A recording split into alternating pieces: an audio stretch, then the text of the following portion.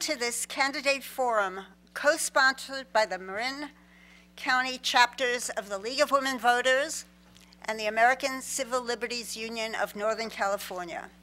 I'm Linda Deere, and I'll be the moderator. Our timekeeper is Nancy Bell. There are a number of other volunteers from both organizations circulating with cards and pencils for those of you who wish to submit questions for the candidates.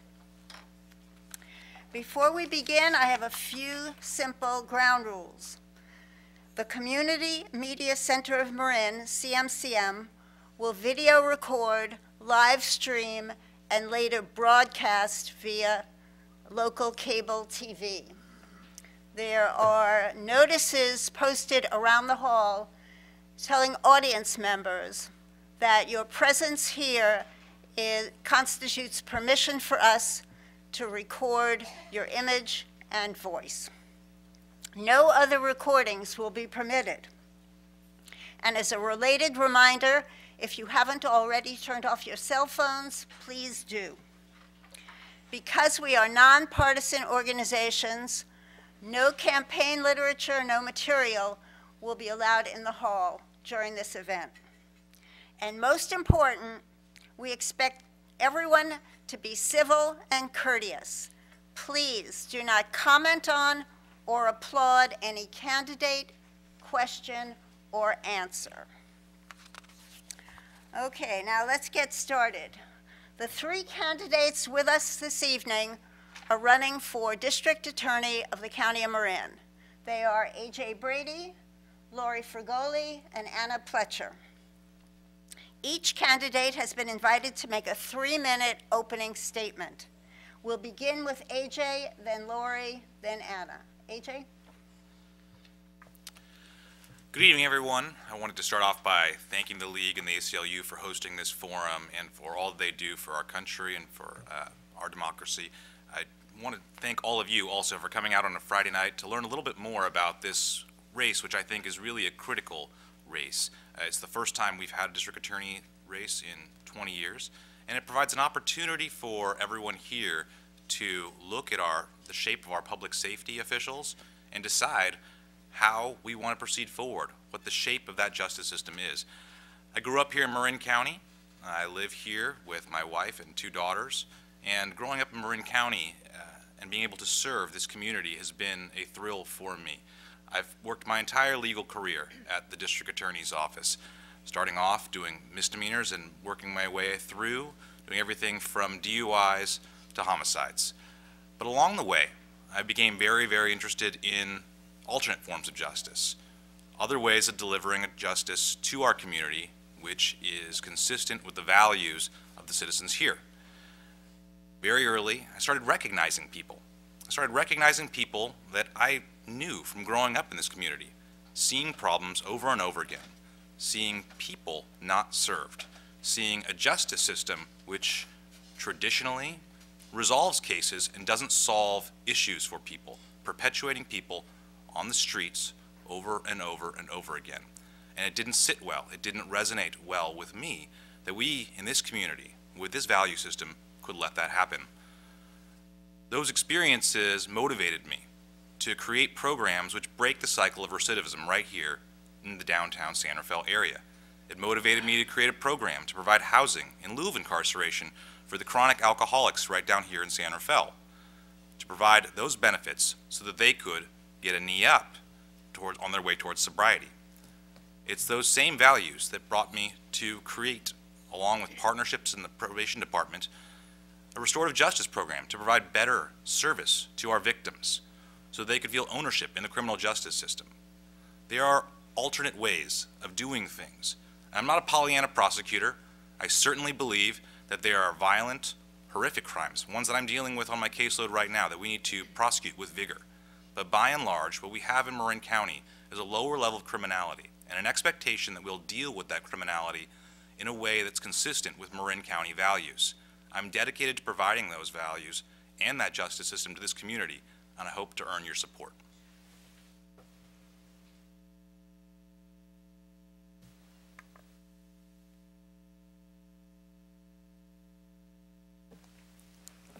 Thank you. I'm Lori Frugoli, and I'm a lifelong Democrat and a lifelong resident of this beautiful county.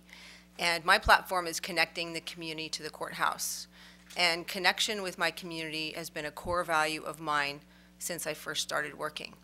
In the 70s, I broke the glass ceiling at the Sonoma County, at the Santa Rosa Police Department as a Sonoma County police officer. I was only the second woman there to pass probation. And when I was at the Santa Rosa Police Department, I asked to have the downtown walking beat so I could learn to meet my community and really get to know who I was serving. When I decided I wanted to go to law school, I moved down to the sheriff's office, and I worked my way through law school while I worked at the sheriff's office. I got my dream job in 1990 at the DA's office, and I proudly served as one of your deputy district attorneys since then. I've handled just about every kind of caseload there is, and my experience, my commitment, and my dedication has led to my being endorsed by our last 3 prior elected district attorneys. And they support me because they know that experience matters in this job. And they know I have the experience, the leadership, and the commitment to be the kind of independent, progressive DA that this county wants. I'm honored to have their support, and the sheriff also supports me. These leaders in our community know that I am the one who's going to take this office forward. And my experience shows in my platform. It's been on my website from day one. Guns, the only candidate to mention guns in their platform from the outset. Do you know when we recover guns in Marin County, we can't test them to see if they've been used in a crime? We're going to change that. We need to have that equipment back at our state Department of Justices. Also, we're going to have a dedicated district attorney in my office, a deputy DA, whose only job is going to be to protect our seniors who've been the victims of financial and physical abuse. And when they're not in the courtroom, they're going to be out in the community educating our seniors so they're no longer victims of crimes. We're going to have a veterans court, and we're going to divert the veterans from the criminal justice system. And along that line, we also need to have more expansion of our youth court and our other restorative justice programs so that, as AJ said, we can have our youth and our homeless, our mentally ill, and those addicted to drugs off the street. And finally, I am going to restore the culture of the Marin County District Attorney's Office. There is a lack of equity, a lack of diversity, and we need to be accountable to you, the community that we serve. So I'm honored to be here, and I thank you for the opportunity, and I hope to earn your support in June. Thank you.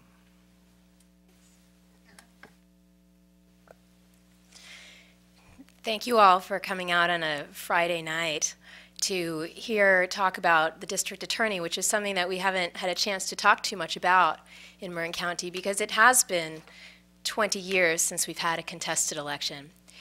Did you know that it has been 70 years since someone from outside the district attorney's office has had that top job?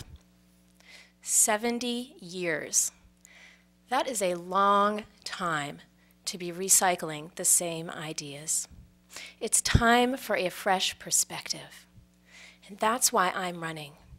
I was a federal prosecutor for 10 years.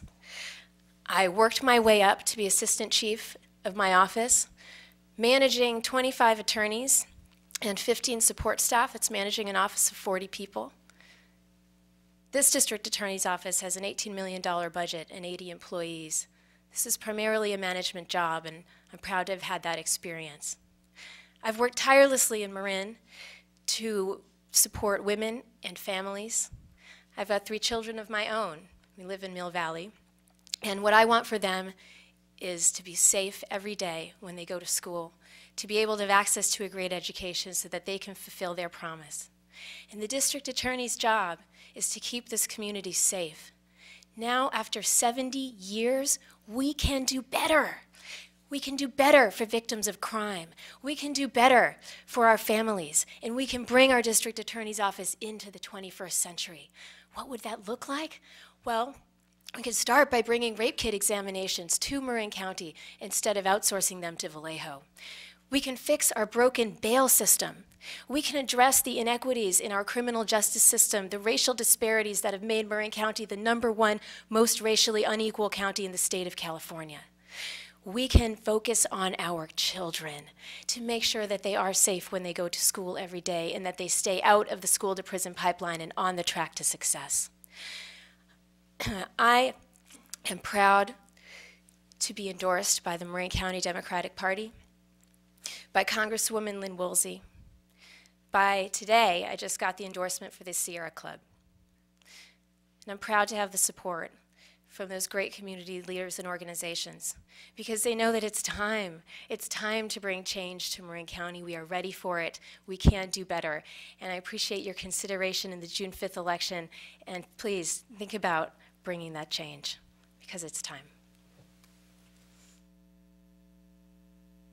Thank you. Now we'll begin asking questions. The candidates will have up to 2.5 minutes to answer each question. And to be fair, we'll rotate the order of the responses, beginning with Lori, moving to Anna, and then AJ. Okay, first question. As DA, what do you feel are the main crime problems in the county, and how would you handle them? For example, domestic violence.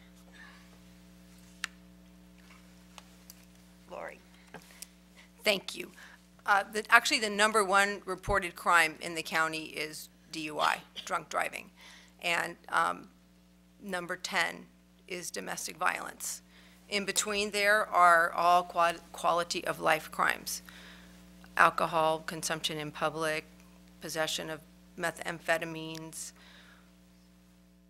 possession of alcohol, and cases like that. But that doesn't mean that the most violent crime we have is not domestic violence, because it is. In our office, I've handled that caseload for years. When we first had a focus on domestic violence, I handled that caseload by myself. And I learned the one thing you have to do is, #1, commit yourself to the victims of these crimes and commit yourself to meeting them face to face every time, every case. And that doesn't happen in our office, and it's really a disservice. We have a unit that is spread out so thin, and also I think it has, on some level, a lack of a work ethic, frankly, of commitment to these victims, and that needs to change. I think that's one of the #1 priorities for me goes back to my culture issue in my office. We need to be out in the community, #1, getting the trust of our community. I'm very concerned about our immigrant community and my knowledge that they are not reporting domestic violence and other crimes. And the only way to get that trust is to be out there. Let them see all the staff from my office, our victim witness advocates, who are almost all of them, no, only 2 of them are Spanish speaking, but they are out in our community every day. And you need to see our faces, they need to see our faces. They need to hear our voices, and we need to hear their voices. If we don't have their trust, they're not going to report crimes to us. And that's, to me, the #1 problem that we face. I worry that our immigrant community could be victims of human trafficking, and I'm happy to say that our victim witness advocates 100% support me as the next district attorney. They know where my core is. They know I will protect the victims. We have to go to court and fight for these victims. If you haven't read in the paper, we had a recent case of sexual assault that was questioned by a judge. And it's not the first time it's happened. And we need to fight harder for these victims of these crimes. I have the experience to do that, and I have the experience to train district attorneys to do the right thing for these victims.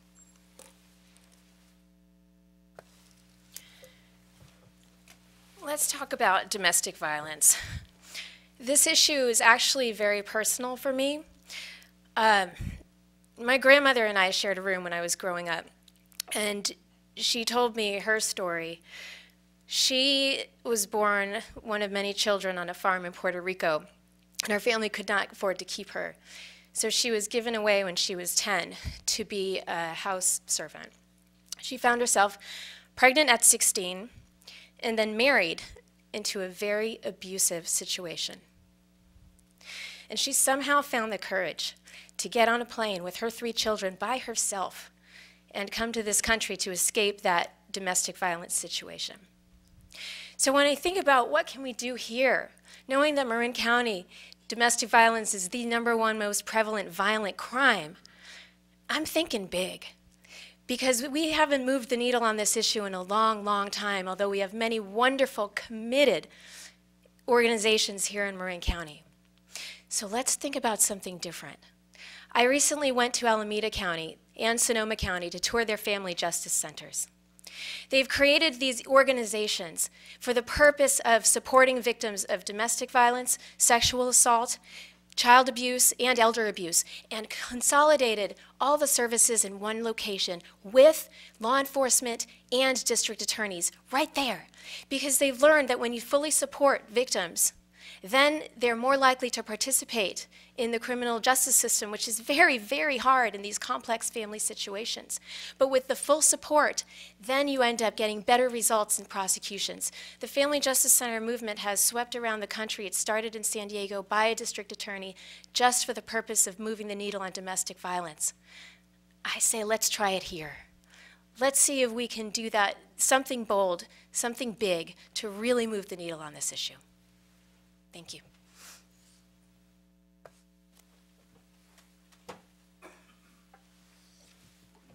So I don't think I can point to a specific crime that's the biggest concern, but instead I'll look to an umbrella of category of crimes, which is those crimes motivated or caused by mental illness. And by that I'd say those ones really are the most troubling for the justice system. The justice system operates on sort of an economics theory of action. We're all rational beings, and if we put enough incentives or disincentives on people, they'll change their behavior. So we use jail or prison. But for those who are mentally ill, those who are untreated mentally ill, that doesn't really work. When people are untreated and they have a mental illness, they're not weighing their consequences. They're not going through a utilitarian compass on how much jail could be happening. And on the flip side of that is when you see people who have been treated, and having been our mental health court deputy for years and worked in criminal justice and behavioral health, I've seen how people can change dramatically when they're medicated. So what I see as the biggest needle that needs to be moved is aligning our systems, our criminal justice system, with our mental health system so that we can intervene in people's lives at each point in which they need to, correlating with their mental illness. That means fully utilizing systems like Laura's Law for the beginning of the spectrum. It means encouraging people to go into mental health court when they have serious felonies and they need motivation and supervision. But it also means creation of new problems, like creation of a mental health diversionary program so that we can treat people who are having their first breaks in the system and intervene with medication without necessarily going through the rigmarole that the criminal justice puts people through, which can send people for months and months and months to state hospitals, oftentimes for crimes just when their family members were calling for help. I think that is a misalignment of our values, and I see that particular area, alignment of criminal justice and mental health, as our primary concern.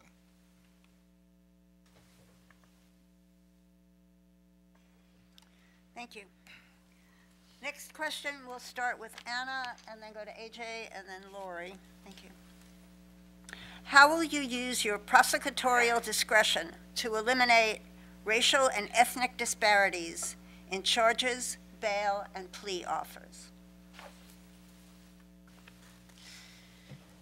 As I mentioned in my opening statement, the racial disparities in Marin County's criminal justice system are deep. To put a fine point on that, one of the statistics that came out recently from the Race Counts analysis a couple of weeks ago, there was a wonderful presentation in Marin going through all the statistics showing how deeply it affects our youth. One of the statistics they put out there was that Latino youth are twice as likely to be arrested for curfew violations, and African American youth are 14 times as likely to be arrested for curfew violations as are white children. So this is a real problem. As a district attorney, fixing this problem starts with building trust, and it starts with leadership. Talking about the problem, addressing it head on as racism in our system is something that I'm committed to doing and have been doing for a while. In fact, our district attorney's office has been absent in a number of the community conversations going on about race that we've had in this county over the last couple of years. I will be there. The next thing we need to do is diversify our workforce. That's our attorneys, and it's also encouraging our law enforcement to continue their diversification efforts.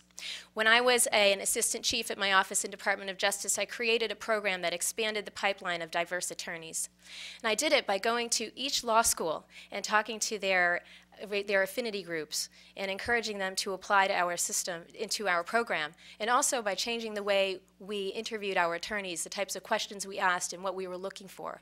And we were able to increase the number of diverse attorneys in our office by doing that. I will do that at the district attorney's office as well. Training. I've been through many unconscious bias trainings, and every time I go through one, I learn something new about myself. Unconscious bias trainings will be required if I'm elected as the district attorney. And those are just 3 things that we can do to start moving the needle on that important issue. Thank you.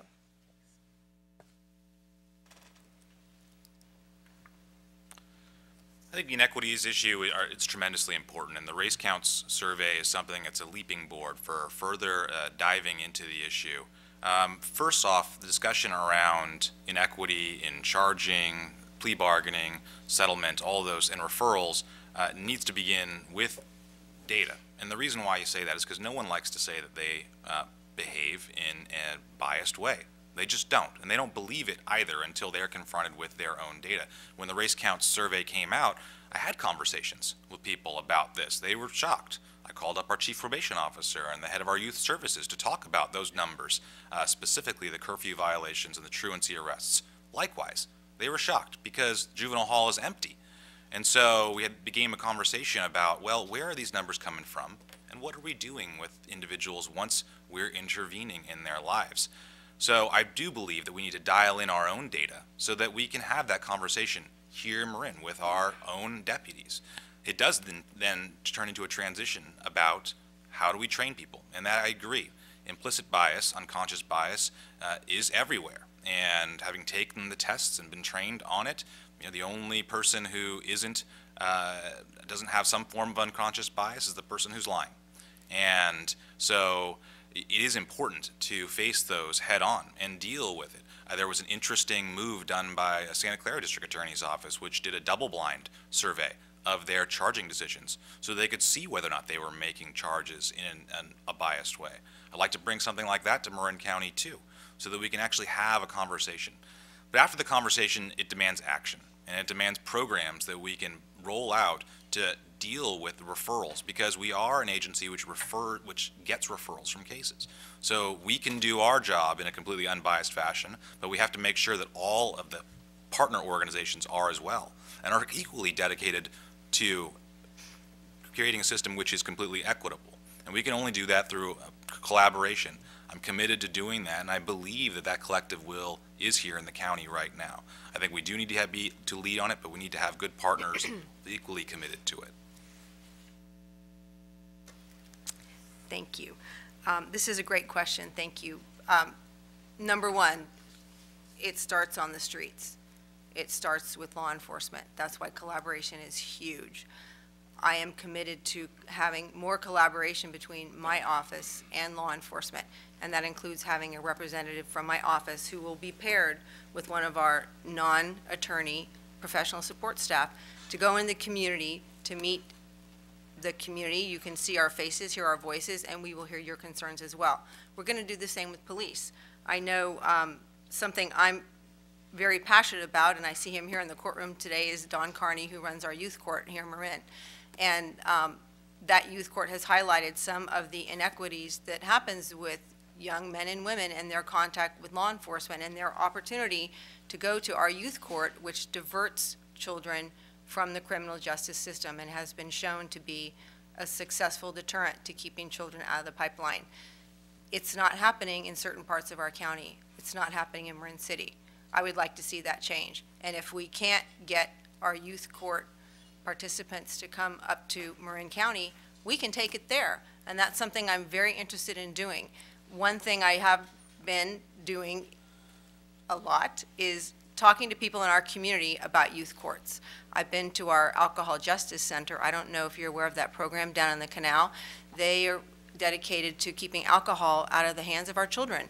And they were very instrumental in getting local businesses to take alcohol and keep it out of the reach of children so they couldn't steal it easily, especially during the summer times. I've been down there on Friday nights. They have a youth leadership program, and the whole point of that program is to teach these young men and women leadership skills that they can take back into their community. I think that's the way we should be handling these situations. And I have asked Alcohol Justice if they feel like they've been discredited because they haven't been part of our youth court. They have their own restorative justice program in the canal, and for now, they're happy with that. So that's one thing I would like to do. I think we do need to improve the diversity of the employees in our office and the understanding. I agree with AJ. I do like the double-blind study idea, and I would support our Board of Supervisors giving us the money to do that. But it's not just our office. It starts with the initial contact with law enforcement. That's what gets these kids in the pipeline. Thank you. Thank you. The next question, third question. What is your position on bringing rape kits back to Marin rather than requiring rape victims to travel to Vallejo for exams? We'll start with AJ.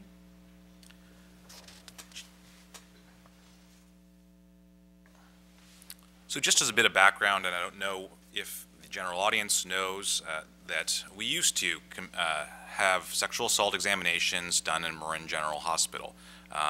Those were done in a fashion which was not satisfactory. We had victims waiting around for hours on end. We had practitioners who were not prepared or able to testify in court in a satisfactory manner and who weren't prepared to do the examinations of not just female victims but male victims and youth. So years ago, and I was not part of that decision, it was decided that there was going to be a contract out, and now presently examinations are done in Solano County. I don't think there's much fight that the level of service and quality of the testimony that we get out of Solano County on these cases is very high. It is not a kit. That implies a box or something that you do. It is testimony that comes along with a sexual assault exam. It is nurses who can come in and say, in my hundreds and thousands of examinations, this wound is correlated to a sexual assault as opposed to X, Y, and Z other factors. So it's critical that we have excellent testimony.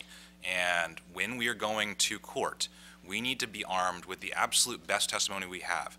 Whether you know it or not, the Supreme Court gutted protections for sexual assault victims and victims of domestic violence 10 years ago, which means that we have to put youth or sexual assault victims on the stand. And when we do that, we have to be prepared with the best evidence right next to it.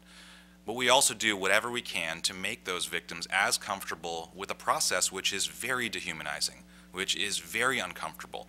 And so I do support, if we can bring back those examinations with the same level of expertise. Our job, first and foremost, is to bring cases successfully, and only then can we intervene in people's lives. But so I'm for that. I'm for bringing back if we can have that same level of expertise.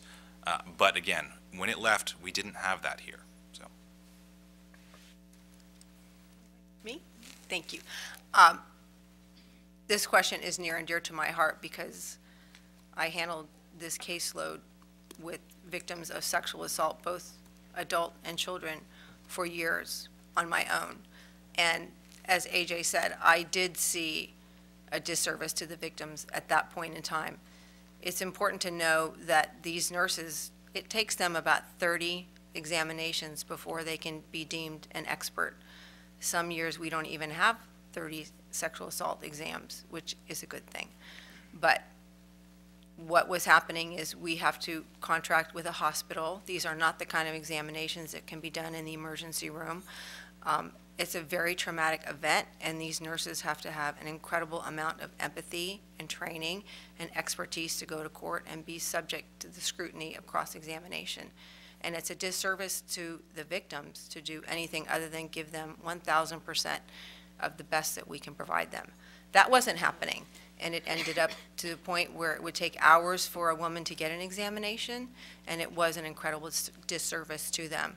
So that's why we went to the regional approach, because there's a larger pool of nurses They are qualified as experts. They have thousands of examinations under their belts.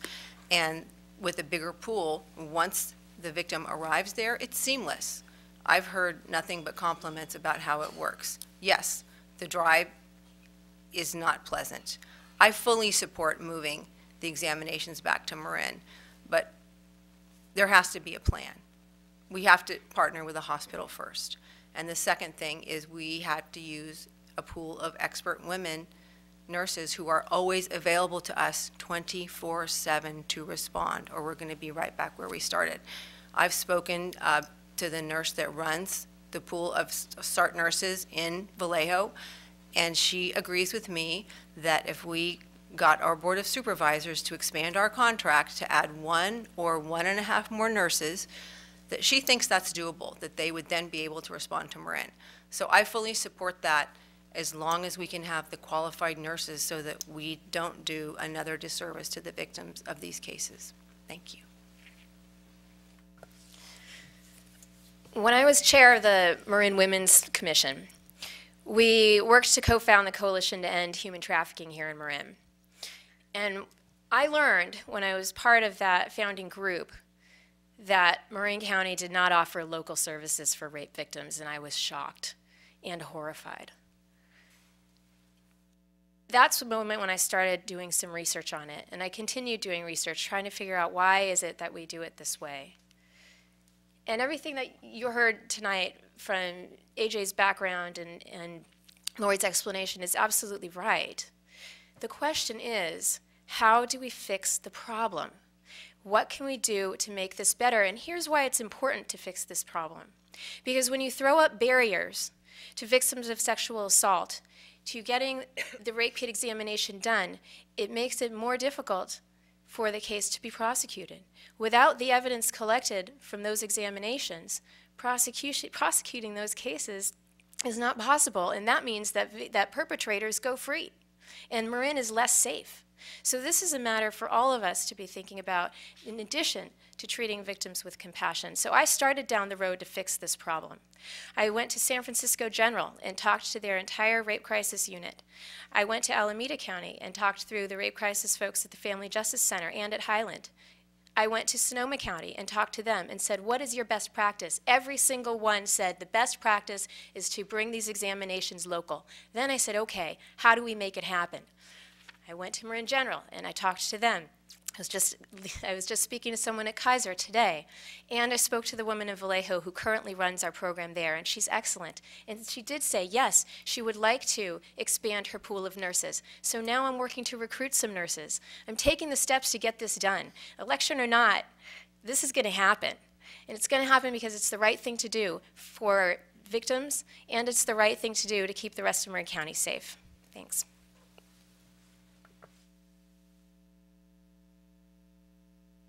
What programs would you champion to help the county's mentally ill avoid incarceration? And we'll start with Lori. Thank you. I think the primary thing we have to do is, number one, get a handle on our mentally ill people in our community who are, some of them are rotating through our system and they come to our attention, but a lot of them don't. A lot of them are homeless and just kind of making their way without any assistance. So I think that's the first thing we have to do. San Rafael has a wonderful program where they have an advocate who is not an officer, but she has training in psychological issues, and she is out in the community every single day dealing with the homeless clientele there. And very few of them actually end up going to jail. There's a few that kind of rotate through the system quite often, but she's able to catch them on the street because she knows them and she has their trust, and she can guide them to services. We need someone like that in every police department that we have, number one. And then we do have to have wraparound services, and it's going to take money, no question. I think there's so many opportunities out there for nonprofits to partner with the county and the DA's office. Our Board of Supervisors is well aware of this program. One program I am really appreciative of is the Buckaloo House. They have partnership with a lot of people, and they offer so many opportunities, especially for our younger people. and especially people who are maybe thinking about harming themselves. So I think that's just one example. There's another woman who runs a wonderful program, and she will take in any homeless young person from 18 to 25, and she's actually offered to help us with our human trafficking victims. So there's a lot of opportunities out there. One program I would like to duplicate in Marin, if we're able to, is the Palms Project in Sonoma County. I don't know if anybody's heard of that. They took an old hotel and have made it into housing for the homeless, for people who are troubled by alcohol or drugs or mental illness. And there's wraparound services. The county is intimately involved in it. And that program has been so successful. They have 2 hospitals who are contributing money to that program because the success in keeping those people out of the hospitals and out of jail has lowered the expense of those 2 hospitals to providing services for those patients. So I would love to see something like the Palms Project happen here in Marin. Mike McGuire is well aware of that program, and he supports that as well. Thank you. Mental illness is it's a serious and often unspoken problem in our community. To really address the problems between the mental illness and our criminal justice system, we have to start talking about it, and we have to start with prevention. That means getting people treatment early when they need it, before they reach a crisis point. One program that I've been talking about a lot that I think that can really help out in this area is getting wellness centers into our high schools.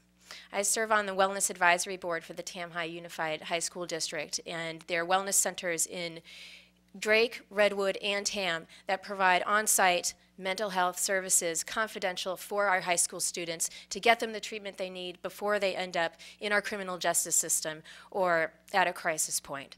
That's one thing we need to do, prevention. The other is diversion. Diversion means instead of prosecuting or bringing the mentally ill into our criminal justice system and into our jails, we divert them to treatment programs. To do that, we need to leverage the strength of our nonprofits in our community and the county and the services that they currently have to make sure that people get treatment instead of being warehoused in our jails. I took a tour of our jail a couple months ago.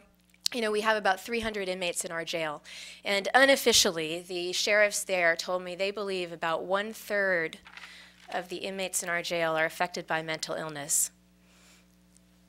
And many of them, there's no plan for them to ever leave the jail. They're being warehoused there because they're too severely ill to be treated. What's the solution? The solution is housing, to be frank. It's beds. It's creating a facility where we can fully treat the mentally ill with compassion, with competence, and make sure that they're not being warehoused in our criminal justice system and treated in the way that makes us all a healthier and safer community. And I published an op-ed on my views on mental illness in the Marin Voice last month, so I refer everybody there for further details about my views on this topic. Thanks. The role of mental illness in the criminal justice system is definitely near and dear to my heart. I've been working on committees on that my entire career. I've been working previously with Supervisor Adams and then with Supervisor Connolly on this very topic. And I touched on it earlier. There's a spectrum of how you intervene in the mental health system, but really you need to know who you're dealing with, and that poses one of the biggest problems. So when asked about what would I champion, it really is a cause that I'm presently working on, which is identification and assessment. And that sounds really boring, I know, but you can think of it this way, which is a person commits a crime, a case happens, we resolve it, we go to jury trial, and at the end we get what's called a pre-sentence report, an assessment of all the things that are going on wrong in this person's life in a way in which they can correct their path. This has a ton of information about the person, maybe a mental health assessment, a drug and alcohol assessment, and it's meant to guide the terms of probation. But if what we're trying to do is trying to get people off the criminal justice path, you need to move information earlier in the process so that it informs your charges, so that it informs how you settle your cases. And only then, after you have the data and you've assessed everyone who's coming through the criminal justice system as to what their diagnoses are. Because just because you can say mental illness, there's no cookie cutter. Bipolar is very different than depression. There's a range all the way across, and each one has its own plan. And if you have that with any sort of substance abuse, you have a different plan. So universal assessment and data is critical for people coming through, and then you can use it to develop individualized case plans for each person. The numbers are not so great in Marin County that we cannot do that for every person who is not seriously mentally ill here. Then you can decide on Laura's Law. Then you can decide on whether or not you want to use Star Court. Then you can decide on diversion, because otherwise you're just guessing. And that will be the cause that I would champion. It's a cause and a conversation that we're presently having right now, which is how do we get a handle on who needs what?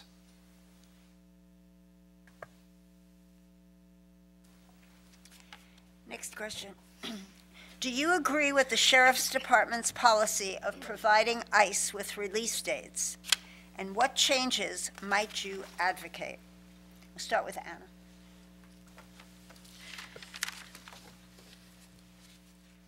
California is a sanctuary state, and I believe that it is a sanctuary state for a good reason, in that that is a policy that will keep us safe. As district attorney, the touchstone of everything I think about is how do we keep ourselves safe? How do we keep our community safe? And right now we have a situation where there's a whole community of people who are living in fear. We have between 12 and 16,000 undocumented immigrants right here in Marin County, depending on the count. I've gotten different numbers, but that's a huge number. And right now this community is hiding in the shadows. Shortly after the administration changed over in 2017, there was a plummeting in the number of domestic violence calls reported into the law enforcement from our Latino community. And that is not because domestic violence ceased. It's because the community was afraid to rely on law enforcement to keep them safe. The purpose of our law enforcement and our criminal justice system is to keep people safe. And when a whole community is living in fear and hiding in the shadows, that's not working. So as district attorney, my job would be to rebuild the trust with that community, to make sure that they feel comfortable with our law enforcement system. That means being out in the community. That means talking with the sheriff and working with the sheriff to come up with a plan and a policy that can actually rebuild trust, and where people know that they can feel safe here, know that they're valued here, and know that they can trust the government to protect them and keep them safe.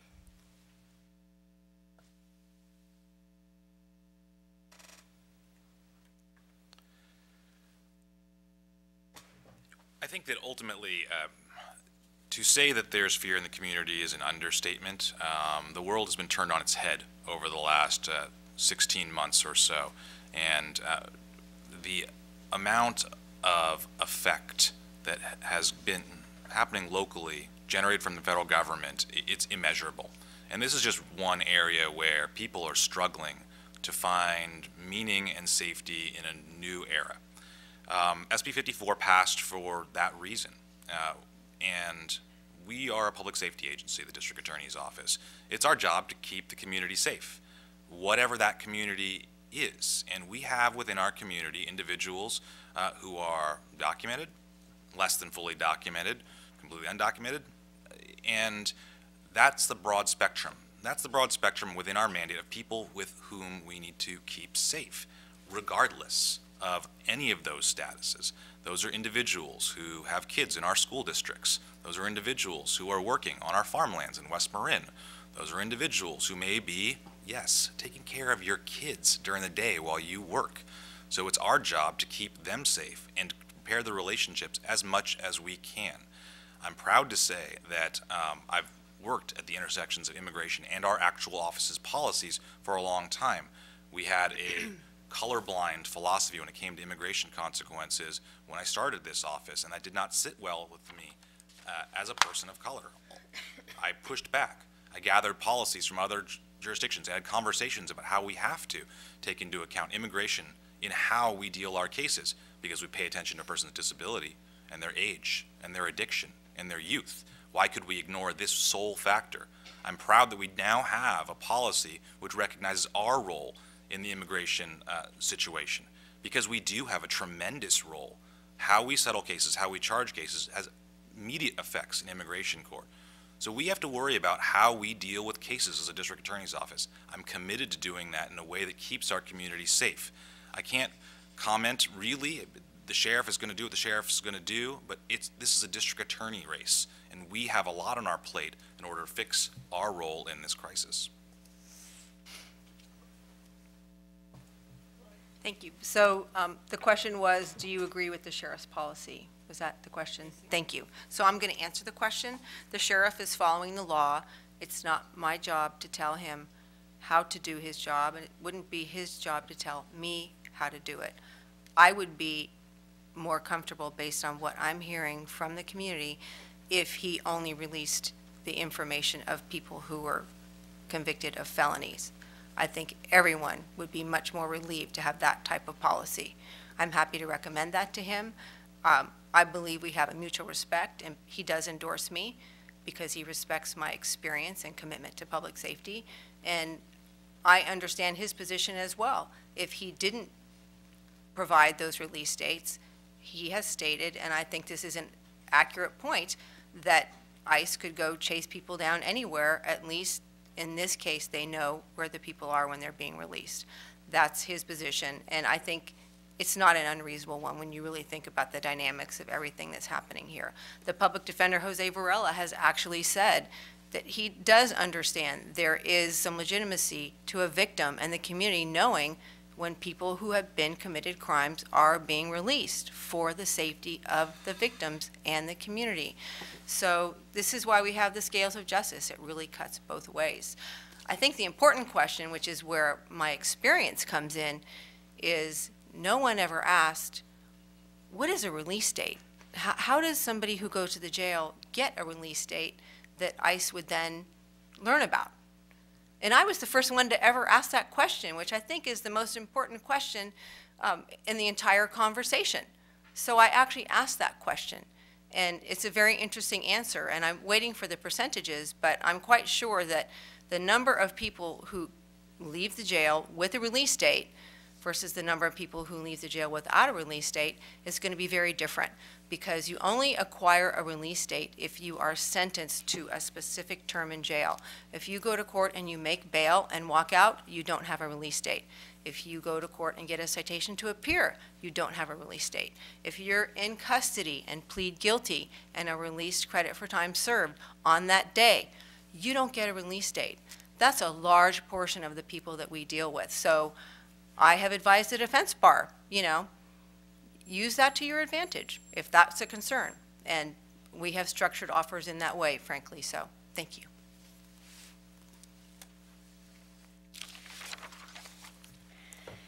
Next question. How, as district attorney, would you balance the rights of victims and defendants in plea bargaining? Are there other areas in which this balance must be considered? And we'll begin with AJ. So balancing those rights, that's every case.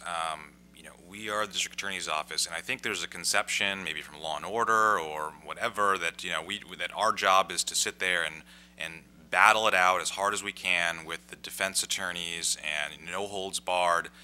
But that's not really the job. The job is to fight hard for victims, fight hard for the truth, and at times that means also fighting hard for the defendant's rights as well. We balance those rights in every single case we come through. We are not supposed to be filing charges that are not supported by probable cause. We're not supposed to go to trial on cases where we don't think we can prove beyond a reasonable doubt. And those concerns for the defendant's rights are present in every case, and they should be, because it's not about the win. It's not about DAs going for the win. It's about truth, and it's about making sure we have what's right. Within the course of doing that, though, we do have to acknowledge that this system is not particularly great for victims. Victims feel left out of this system, which is geared around, because of the Fifth and Sixth Amendments, geared around defendants. Victims ask, how come they get an attorney and I don't? Victims ask, how come there's an investigator knocking on my door when I didn't do anything wrong. And so balancing those things is critical, because we need to make sure victims have a voice and victims feel safe when they report crimes, and we can't let the system rotate fully around the rights of defendants as well. Balancing those is a delicate task, and one which we can only do through validating victims' rights, as well as making sure we're vigilant about defendants and making sure people fully know. I strongly believe that the role of restorative justice in this can actually provide a balance in some of these instances, not all, but in some of those instances, to validate victims' rights, victims' concerns, and victims' role in the criminal justice process. Because through alternate forms, victims don't feel as disenfranchised by this system, which can be really cold. And so I strongly believe that in every case, we should be having as much contact and taking as much input from victims as we can. And when we go into court, making sure that we have as just a disposition as we can potentially get. But I think it happens in every single case, and we'd be committed to that. Thank you. This is a tough question because we really, in my office at this moment in time, I think are doing a disservice to many of the victims of our crimes. And that is one reason why I'm stepping forward and running for this position. Yes, we always have to bear in mind a defendant's due process rights, and I think our office does a really excellent job of that. We have a great collaboration with our public defender's office, and often in cases we will have discussions as if we're talking about a family member. What are we going to do for this defendant to keep this from happening again?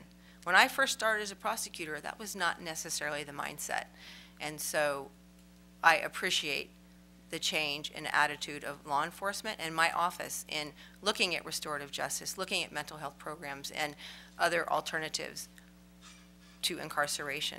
Whatever we can do to keep this from happening again, that's the main point to me every day when I go to court and I have a case with a victim and a defendant. Sometimes we can't do that. Sometimes cases have to go to trial. Our office is really reluctant, more often than not, to take a case to trial. Sometimes you need to do that to get justice for a victim, and I think we can't lose sight of that. That's why our victim witness advocates support me as your next district attorney, because it is important. I agree with restorative justice. I think you're not going to find any of us who don't agree with restorative justice. I've kind of taken it a step further and spoken to the man who started the restorative justice program in our prison system, and I've actually had one of his graduates come to our county jail here and talk to a young man who I really felt was on his way to prison if we couldn't get a handle on his anger and drug use and violence in the community. And so we brought that young man who had graduated from restorative justice into our courthouse, into our jail, and he was able to speak to the young man. In that case, it wasn't a successful conclusion, but I believe we need to do more things like that to keep young men and women out of the pipeline.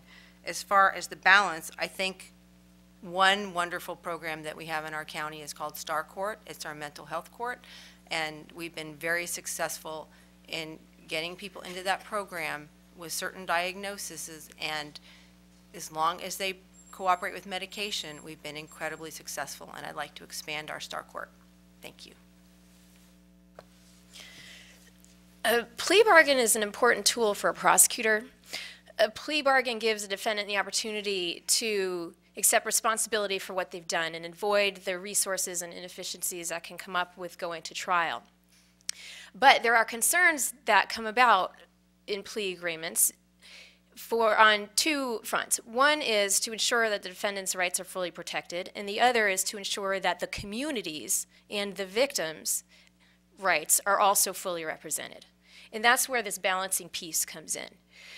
On protecting the defendant's rights on that side, we need to make sure that our public defender offices are fully funded and that they're not overworked, that they have the opportunity to give each case the full examination that it needs to get.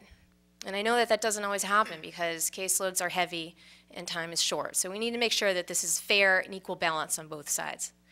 On the other side, on the prosecutor side, victims' rights absolutely have to be considered in this calculus, and the safety of the community. And if it comes to the case where if you've got fair and equal power on both sides between the defendant and the prosecutor, and we can't come to a resolution in a plea agreement, then that case is going to go to trial. That's our system. That's how it works. We can't be afraid to take a case to trial, and we can't be afraid to accept a reasonable deal for both sides in a plea agreement. And those are the judgment calls prosecutors make every day. But we can do that. We'll continue doing that, and I'm confident that we can continue to manage that balance between the two. Thank you. What do you think is the most effective way to deal with low-level drug offenders, and how would you direct your office accordingly? Please discuss your view of drug courts. And we will start with Lori. Thank you. I think you're going to find we all agree with our drug diversion programs, which are programs that keep a person out of the criminal justice system and send them to treatment. One of the failures, however, with that program is that sometimes people need, and treatment providers will agree with me, sometimes people need a timeout and a place to become clean and sober before they're really ready for treatment. And frankly, some people aren't ready for treatment until they've suffered 5, 10, maybe years of failure. So those are the people that are difficult to put through our diversion programs because sometimes they're not ready and we can't make them be ready. And that's kind of the big problem that we're having with a lot of people out in our community today. One thing that I think is important is our drug court. We do a great job there, and the reason why it works is because it's a collaborative effort. A person has to suffer a conviction, though, before you go to drug court, and you have to also want to cooperate.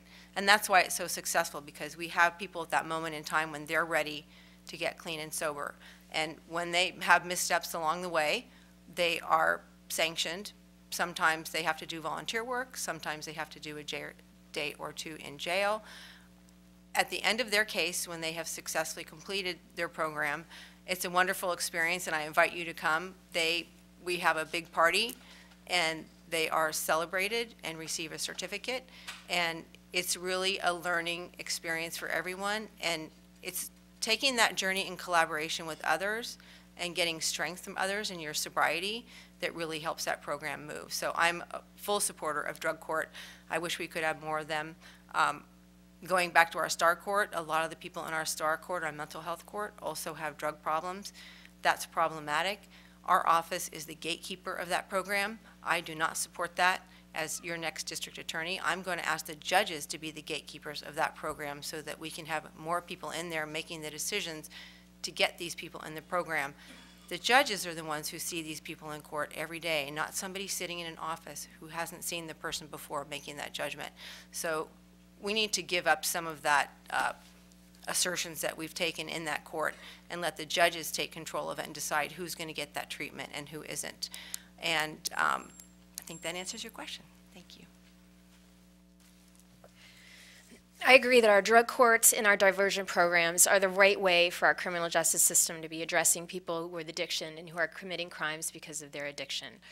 Throwing people in jail for addiction is not the right answer, and Marin has been on the forefront of creating alternatives to that because we know that's not the right answer. I'd like to take this discussion upstream as well. As the district attorney, we need to get out there and focus on prevention in addition to what happens to someone once they already get into the criminal justice system. That means taking a look at our youth. Once again, Marin County has some of the highest rates of binge drinking in the country. It's right here. Drug use among our children and our youth. It is so easy to get started down a path of addiction. I asked my 14-year-old the other day what she would have to do to get access to pot, and she said make 2 phone calls. That's where we've got to start if we really, really want to move the needle on this problem. That's where we start.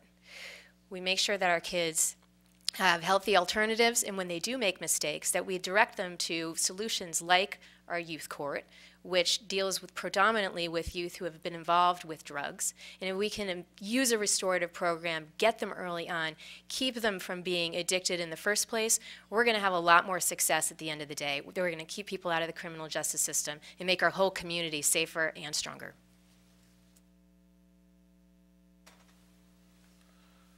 So I think the right answer for what's the best program to deal with drug addiction is that there is no one solution. There's no one single phase of drug user in one phase of their life. And one really needs to understand that people are using at different points in their life. So there may be diversionary programs that are appropriate for people who are just starting out their use patterns. But as people continue to use, more and more aggressive interventions are necessary. The question mentioned adult drug court, and that presumes that all of you know what adult drug court is. Adult drug court is palpably different than a normal court. In a normal court, the judge sits on high in a black robe and has edicts and whatnot. In adult drug court, what you're doing is you're really equalizing a lot of the roles. I actually was working in San Diego in the courts when one of the first pilot adult drug courts happened back in the 90s. And it was remarkable to see a judge conversing with a defendant as if they were friends, asking how they're doing, asking whether or not they had a drink recently, and having this conversation, a conversation that was informed by drug and alcohol counselors, by the person's probation officer. But everyone there had a collective will that this person should succeed. That's what they mean by wraparound services. You're wrapping around them so that with a collective idea that this person will get through this, and you're going to do anything to get them through it. Now, this is a model that's been copied since the 90s. It's one of the only evidence-backed models, and the research is on adult drug courts that for every dollar you spend on adult drug courts, you receive at least $20 in savings. And so it is a program that needs to be expanded as the only evidence-based program there is. But you need to build support around those things, and that's really where Marin fails. Marin has a problem supporting people who are addicts because we have no housing for them. We have people in our collaborative courts who are sitting there struggling to make it through Mill Street, struggling to find a place to live, and while still just trying to make their meetings. And until we can wrap our head around changing some of our housing policies so that we can actually provide that last bit of support for those who are battling drug addiction, and that should be their primary focus, we're not going to be able to see major gains more than we've seen in the last couple of years.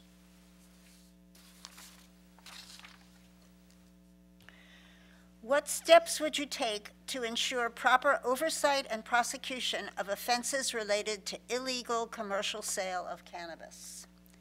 And we're starting with Anna. So cannabis, pot is now legal in California for recreational use. And responsible adults using responsibly can now do that. But that doesn't mean that there are no concerns surrounding cannabis. And I have a number of concerns again, focused on the safety of the community. The first concern that I have has to do with driving under the influence. We do not currently have a way to measure how impaired someone is, nothing comparable to the blood alcohol content measures that we have for alcohol, and that's a serious problem. And I know there are researchers out there who are working on this, and we can't get an answer soon enough because this is a place where we are right now subjecting people to danger on the road if we can't enforce DUIs with respect to cannabis. My other concern has to do with edibles. Edibles are easy to misuse, very easy to misuse. They could be very tasty, but they have dosages that are limited. In fact, it's very easy to take much more than prescribed with those chocolate bars or brownies, and it can have very serious effects. People can have hallucinogenic effects, psychotic effects that cause danger to themselves or their community. So making sure that edibles are properly regulated, that they're labeled properly, packaged so that they do not appeal to children is critical, and I would make sure to enforce regulations on that front, which hopefully will be coming in California. And then finally, youth. You've heard me talk a lot about youth tonight because they do mean so much to me. And with 2 children, 2 teenagers in my own household and a third who thinks she's a teenager, making sure that we keep pot out of the hands of kids is critical. And now that it is legal for recreational use, kids feel that it's safer for them. So intensive drug education in our schools, peer counseling in our schools to make sure that they know that it's not cool. In fact, I think we can turn the cultural tide on this with our kids if we make sure that they understand how dangerous today's pot is for them. Those are my 3 concerns. So we are operating in a brave new world. The sand is shifting beneath us, and the regulations are just evolving. Senator McGuire's bills, who rolled in all the different regulations from production to delivery, transportation, and yes, commercial production, are all still being phased in. There's going to be statewide organizations which are dedicated to inspection of each one of those parts of the process. And the question related to the commercial sale of cannabis, there's a ton of regulations and local control that are going to be happening around the commercial sale of cannabis, but it's an interesting conversation because traditionally this has been done on a much smaller scale. It's been traditionally criminalized, and there's a lot of conversations now about, now that we will have large-scale sales, what is the equity at lens that which you look through cannabis sales? Because well, now we have people who will be applying for permits and will be doing these things legally. Are we going to be cracking down on individuals who had been selling marijuana out of the back of their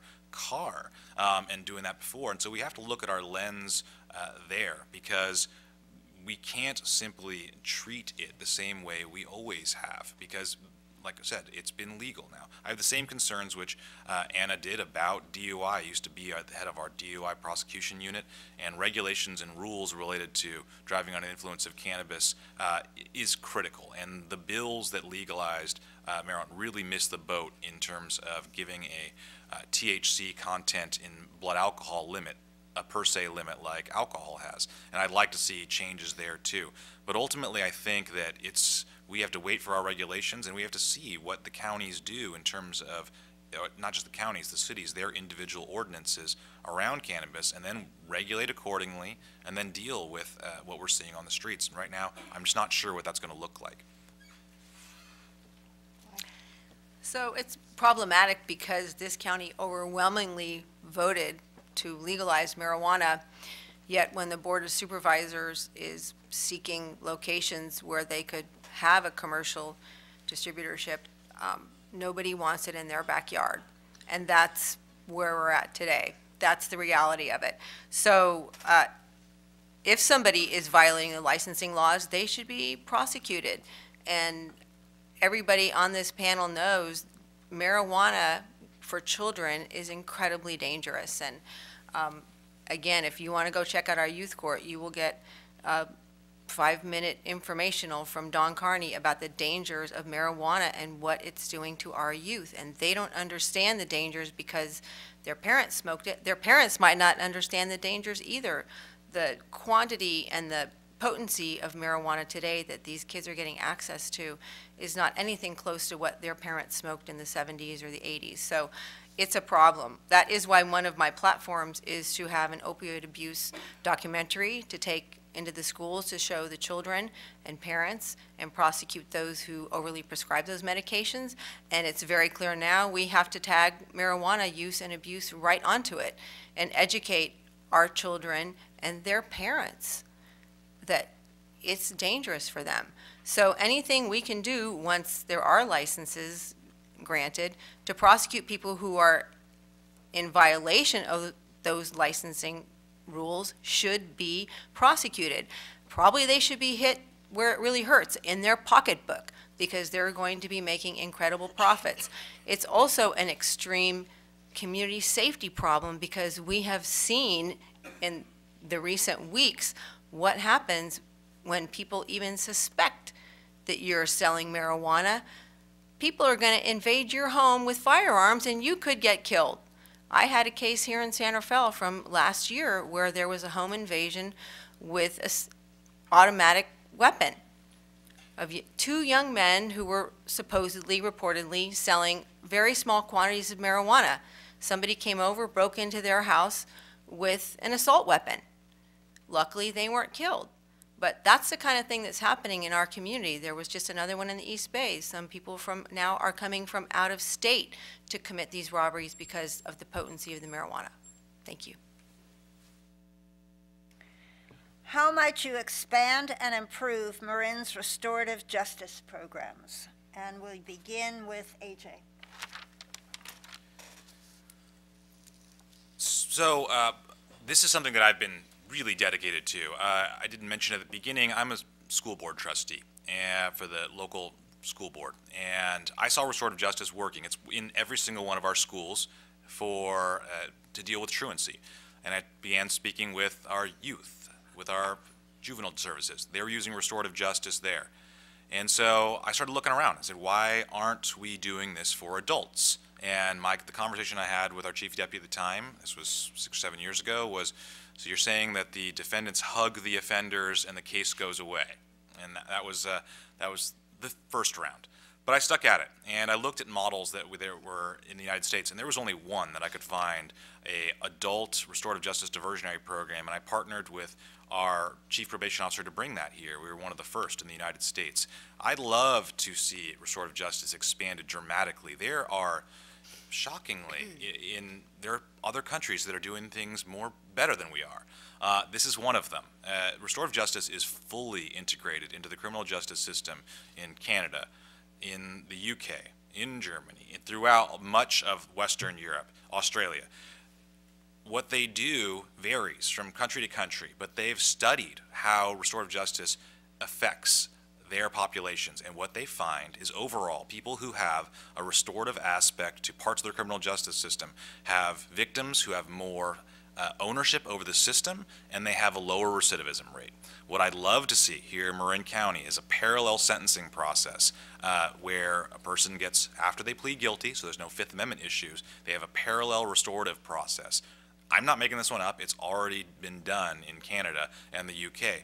But then you come forward with a report out of this restorative process where a victim and offender may or may not meet and may have recommendations to a court to inform a judge really how they should be sentenced within a range. And that's how they do it in other countries. And it would be interesting to see that here, because a judge here on a felony might spend 7, 8 minutes sentencing somebody, but a restorative process could take several hours. And there might be insights that come out of that could really inform how to truly rehabilitate a defendant and give meaning and give a sense of ownership to a victim. And that's where I'd like to go with it. Thank you. I have to confess, the first time I ever heard the term restorative justice was from a young lady sitting in the back row, Bonnie Marmer, with our public defender's office, who suggested it to me in a case from Southern Marin. And I went to my supervisors, much as AJ suggested, and said, wow, the public defender is suggesting this procedure. What do you think about it? And the answer was, which often is, we don't do that. So that was my response to her. And it's a good thing that times have changed. But it's also sad that it took so long for anyone in my office to stop and question, what is that? And how does it work? Well, now we know what it is. Now we know how it works. And I am in favor of expanding it. I think, number one, in Marin right now, we only have a select few people in our restorative justice program that was started by our probation department here in Marin. They only handle misdemeanors. I think they should expand it to felonies. I have had 2 cases of young persons that I have seen come through my courtroom who have been very successful, and I think they are prime candidates for restorative justice, and I have suggested that they be our first 2 felony graduates for restorative justice because they've made such incredible turnarounds. And when I see that happen, I make sure to go back and tell the police officers involved in those cases, hey, do you remember so-and-so who had the property of 28 victims in his possession when he was arrested and burglarized some houses? Do you remember that guy? Yeah, he's doing well. And half the time the officers are excited, and the other half of the time it's really difficult for them to believe. One thing that we need to do to really get full buy-in for our restorative justice programs is let our police officers and service providers really see how this program works and how successful it is. So one of my proposals as district attorney is to have every police officer in this county and every member of the staff of my office sit through our restorative justice programs, our STAR court, which is our mental health court, our drug court, and our youth court, so they can really see how it works and take it back to their peers, because that's how people learn best, peer-to-peer, and really appreciate and see the change of these programs. That's how we're going to get them to move forward. And I want a veterans court as part of our restorative justice program. We need to take care of our veterans. Thank you. I fully support the expansion of restorative justice, both for our adults and for our youth. Just to give everyone an example of how restorative justice works, I would like to describe what goes on in our youth court. I was a volunteer facilitator, or a judge there for several years. And the way it works is that when a youth gets referred, they will go to a courtroom. Now it's actually done in the courtrooms at Civic Center. And that youth will sit down in the witness chair and have to explain to a group of 15 to 20 peers, teenagers, exactly what they did, how the crime was committed, and everything. They got to let it all out right there. And each of those teenagers in the jury has to ask at least 2 questions. And they ask tough, tough questions, things that as a parent I might be afraid to ask or might not even think to ask. Questions about their family life and their friends and trust and drug use. And it draws out really difficult issues for these kids who have committed these crimes, because often there's underlying issues there. And that's what's so phenomenal about youth court and about restorative justice in general. It's not focused on punishment. It's focused on bringing the person back into the community and making the community itself whole. At the end of the day, in youth court, the sentence will be a form of community service and jury service, so that that kid has to sit in judgment of others as well and build that empathy.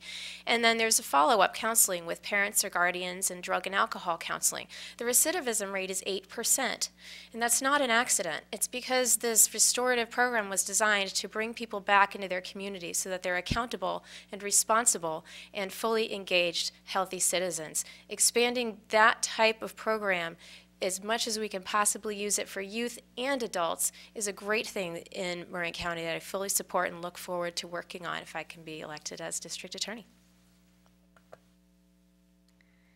This is the final question. In addition to ideas already discussed, are there any innovative programs you'd like to present that you believe would improve the department? And we're going to start with Lori. Great, thank you. Perfect timing, because I intend to do a couple of really important things other than, as I stated, getting the people from my office out in the community to meet you and hear your concerns and answer your tough questions. I want to have a social justice deputy district attorney in my office, and that person's job will be to help with expungements of people who have suffered prior convictions. In 2016, my office processed more than 2,000 expungements, which is how you have something removed from your criminal record. 2,000. And nobody's gone up to the Board of Supervisors and told them how hard we're working. Most of these are filed by the Public Defender's Office. I believe they have received staffing for that. So I want to have a social justice desk. It could even be manned by a paralegal or a district attorney. But under 1473 of the Penal Code, we can have mercy expungements for people who've suffered immigration consequences 20, even more years after the fact. So at the time when they committed their offense, they might not have known or been properly advised of immigration consequences of their conviction. Now, years later, it's a problem. So I would pattern our desk much like the San Francisco District Attorney has an expungement program for marijuana, but they also have one for these mercy expungements for people who've had immigration consequences. I think we need to do that. Number 2, we could also have that same person handle marijuana expungements and handle the expungements from the public defender and other defense attorneys that are not necessarily related to immigration consequences. That's one thing that I want to do. The other thing that we need to do is get back to knowing our community and our police officers in particular. I am going to partner deputy district attorneys with our non-attorney support staff and have them be a liaison to every city and every police department. They'll go to briefings, meet the police officers, and when those officers have an issue or a concern with their community, they can bring it to the designated team in my office who's in charge of their city. And those are just two of the things that I have suggestions for improving my office's performance and our communication with you. Thank you. I mentioned the Family Justice Center, which is a long-term vision that I have that I'm very excited about getting started on. There are a number of other ideas that I have brewing. One of them is to have a seat at the state policy-making table.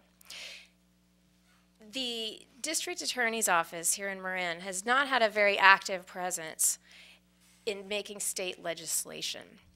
And then we see legislation that comes out, there's some very powerful prosecutor lobbying groups that are out, that have a seat at that table, and we should be part of it. And so here's why. One example. I believe that we should be expanding our state red flag law. The red flag law is the law that allows law enforcement or family members to identify someone who is too dangerous to have a firearm.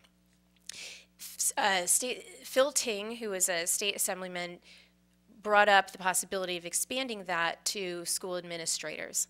I think that should happen. If we'd had a law like that, perhaps Parkland in Florida, perhaps Parkland might not have happened. I think that can strengthen us in California.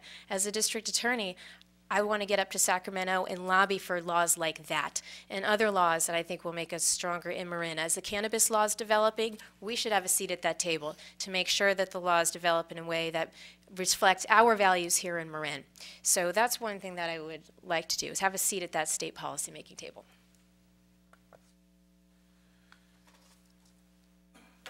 So there's a lot of things I'd like to change, but among the things that I'd love to see, and first and foremost, is really how do we deal with just what's right outside that door, what's going on in our downtown urban areas. And among the things I'd like to do is change around some of the model for our community prosecution of our vagrancy crimes, our quality of life crimes, and those individuals who are down. And why that needs to be why that model needs to be changed is because it has to do with the normal expectation around the criminal justice system, which is we expect defendants to come to us. If they don't come to us, we're going to issue warrants and make sure they come to us. And when they come to us, we're going to make sure that they pay, usually in the form of some currency that you can apply across different cases. And most often that currency is jail. And so that's fine for some types of crimes. It's fine for violent crimes, sex crimes, those sort of things. But when that really breaks down is around our quality of life crimes. Because we want our streets to be safe. We want vibrant urban areas. But we can't use those same currencies. I visited the downtown community court in San Francisco, and it was an interesting experience in that people were coming in. They were coming in high. They were in all sorts of states, but they were coming into court. They would not have made it down to Brannan Street, but they could make it to the middle of the Tenderloin for court. And on their way there, they checked in. They were told to do one thing, maybe go to an AA, maybe make a VA appointment, maybe do anything positive in their life that they wouldn't have ordinarily done had they not had that level of local accountability. And in that, they got a little bit of a bargain out of it. Okay, a week off your probation, a month off your probation. But small steps over time were able to be dramatic differences for this population that nothing else had worked. And that can work here. We can transform our local community court to that same sort of incentive-based systems, because keeping on expecting people to come up to the Frank Lloyd Wright building and issuing warrants for them when they don't is not working. We see those seeds of a collective willingness to apply our social services to our criminal justice system. We just need to get people to court to do it and have a collective willingness that we will also play a role and you have some other currency aside from just jail. I believe we can do that here and make a positive difference in our downtown urban areas. That ends the question portion of this forum. Now each candidate will have 3 minutes for a closing statement. We'll begin with Anna. Thank you all again for coming tonight and spending your Fridays evening talking about crime and punishment. 70 years. 70 years. That is a long time. It is time for a breath of fresh air. It is time for a fresh perspective. I was the first one in my family to go to college, and my parents, when they were looking for a place to settle down, wanted someplace that was safe, where their kids could have a good education. And that's why I'm here. That's why we're here, to keep our communities safe and make sure that everyone can fulfill their potential. So let's do that. Let's move the needle on these difficult issues. Let's think, why haven't we been able to move the needle on domestic violence, on homelessness, on mental illness? Why haven't we been able to fix our bail system, to address the racial inequalities that have plagued Marin for so long in our criminal justice system? Why not? It's time for a fresh perspective and new views. We can do this with leadership, and the right leadership that has the experience to get this done. Because it's one thing to have a great vision, and it's another to have the management expertise and leadership skills to actually execute the agenda. I was a manager in my office. I managed 25 attorneys. I know what that's like. It takes a different skill set to get in there and try cases and do a great job as a line attorney. It's a whole different ballgame to be managing an office. I've got those skills. I'm ready to make that happen. I'm ready to take Marin County to the next level and to actually have this vision and achieve that vision. Marin needs an attorney, a district attorney who's experienced, who's independent, and fair. And that's what I will bring. Thank you.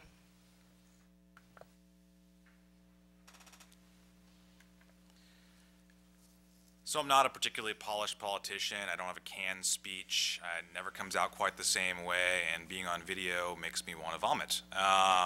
But that's okay, because I don't think Marin really wants a professional politician as their district attorney. I think they want a professional prosecutor, somebody with experience, someone with leadership, and somebody with vision.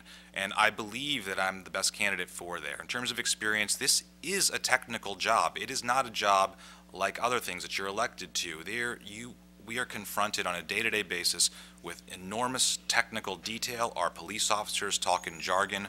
We talk in jargon. We have to know 16 different law changes on credits and strikes, things that have happened over the course of 3 decades. All of those things are enormous technical knowledge just as a base level so that we can even communicate with each other, let alone lead each other. And I have that experience within our office. Then there's also the trying of the cases as well and providing case management for those things. And I do believe that you need to have that base level of experience in California criminal law. But that's maybe necessary, but it's not sufficient. On top of that, this is a different job. I completely agree with Anna that it is a job that requires leadership and vision. And within my office, I've stepped up to provide programs. I haven't just tried cases. I've built those programs, which I spoke of earlier. And then in my community as well, I've elected school board member.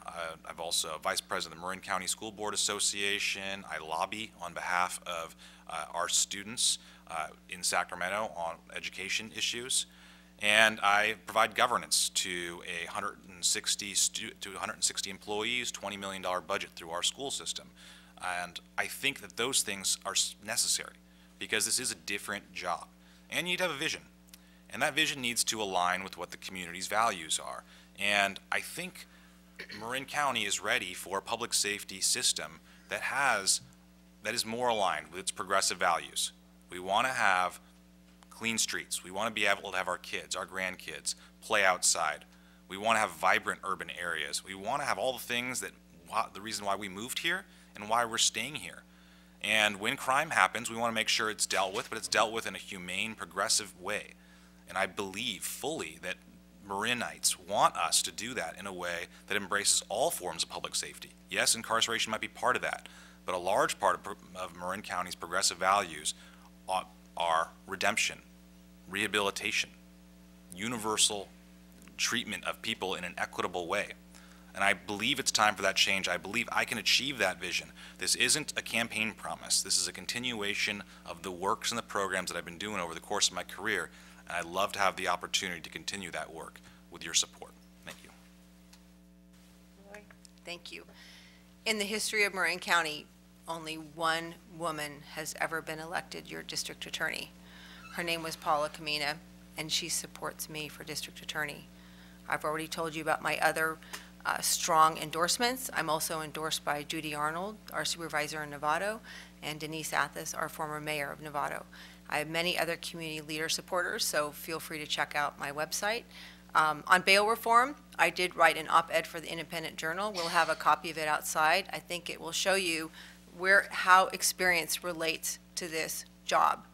When the bail reform first was in the legislature, Ms. Pletcher put out an op-ed and said, let's do it right now. Somehow a misperception came out that Mr. Brady and I were opposed to bail reform because we were opposed to that bill at that point in time, but for totally different reasons, and this is where the experience comes in. I'm the one that said, the Chief Justice of the Supreme Court is waiting for, I believe she appointed more than 10 or 12 other judges throughout the state to give her a report about how other counties in the state are handling bail reform.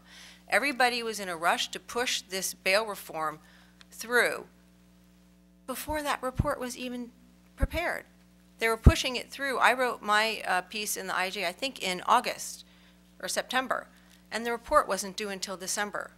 So experience told me, why don't we wait and see what's happening elsewhere to have an informed decision before we decide what we're going to support as far as change in bail reform. I think that should show you why experience matters in this job. I can assure you, having worked for 4 different district attorneys with all sorts of different management skills, this is not just a management job. This is not a figurehead job. This is not a job for somebody who aspires for higher office. I don't intend to go anywhere. I've spent my life here. My commitment is to this community, and I've shown that through my work.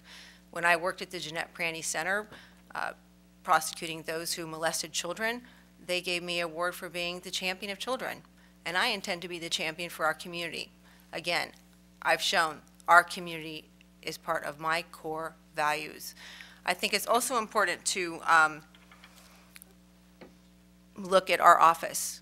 We only have 86 employees, and only 25 of them are lawyers. The rest are the people that answer the phones, that help you if you have a subpoena, our victim witness people, our inspectors, and I have the support of those non-attorney support staff employees in my office. And that speaks volumes because they know my core. They know I'm a leader. They know that I know what it takes to lead our office into the future. And I thank you for your support and your time. Thank you. Before we conclude, we'd like to give you some important election-related information. Election Day is Tuesday, June 5th. It's a primary election. If no candidate receives a majority of the votes cast, the candidates with the 2 highest vote counts will show up on the general election ballot in November. If you wish to register to vote, or if you've moved or changed your name since the last time you voted, you may register online through May 21st. Mail registration forms must be postmarked no later than May 21st. Requests for absentee ballots must be received by the Registrar of Voters no later than May 29th. For those of you who'd like additional information, the following websites may be helpful. The Marin League website at marinlwv.org, the Community Media Center of Marin, CMCM-TV, and the League's Voters Edge website, votersedge.org/California/CA. There you may enter your street address and zip code and see your own ballot with links to candidates, issues, ballot measures, and information about the voting process itself. That ends tonight's forum. Many thanks to the candidates and to our volunteers. Thank you all for coming tonight. You've been a great audience.